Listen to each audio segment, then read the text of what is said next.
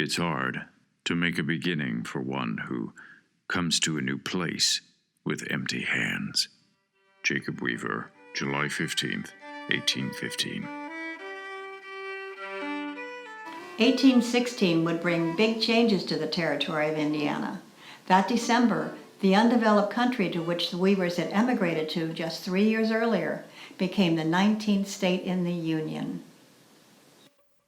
Now, I'll give you a description of the flourishing town of Vevay, about 3/4 of a mile from where I now live. When I arrived, there was woods. It now has upwards of 150 buildings, of which several are frame houses.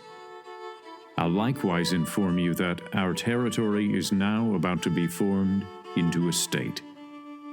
When our Constitution was formed, it was formed in a manner that there should be no slavery.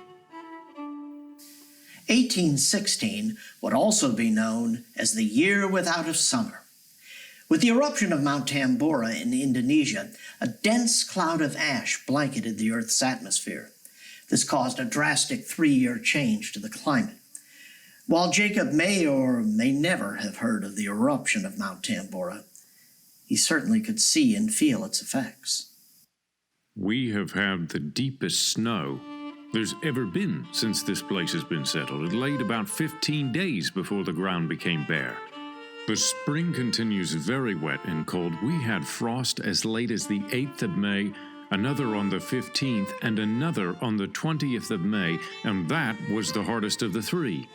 I've been told there's been deeper snow this winter in Pennsylvania than even known to be before. Jacob and Charlotte saw another effect from all that cold weather.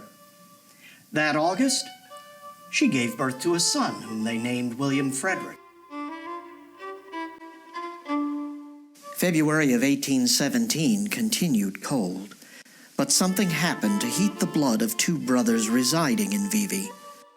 This would lead to one of the most violent episodes ever recorded in Switzerland County.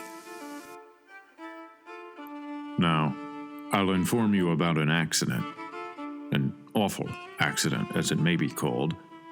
There was a quarrel between two brothers by the name of Caldwell that turned into a fight.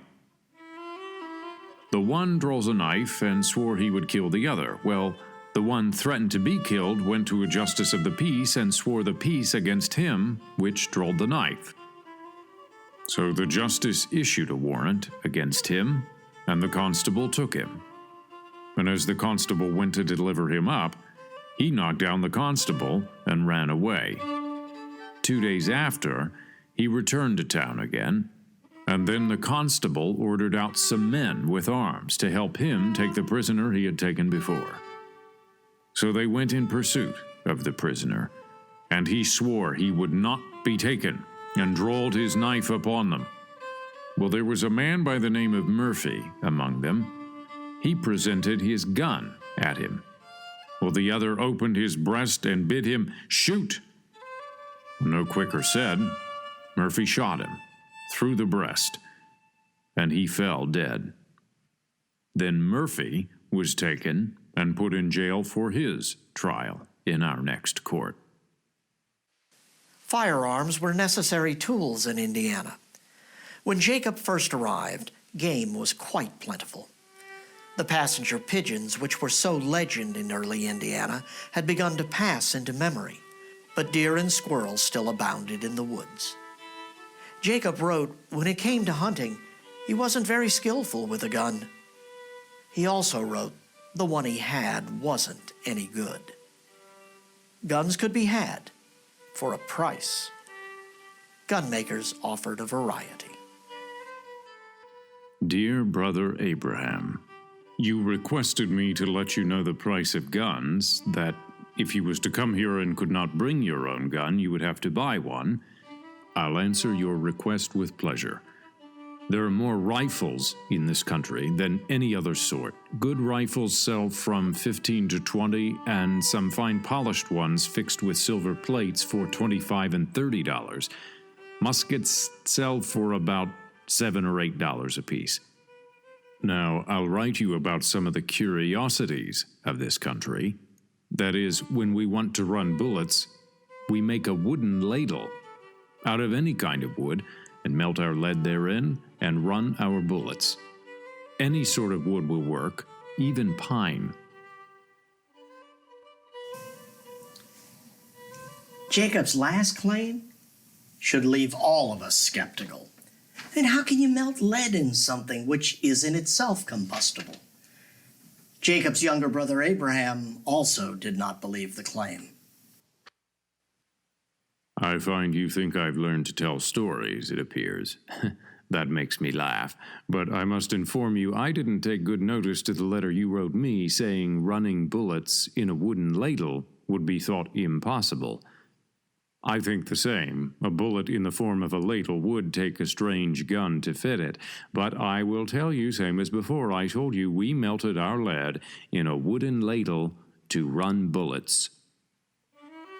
Now, I wish to inform you how to melt lead in a wooden ladle.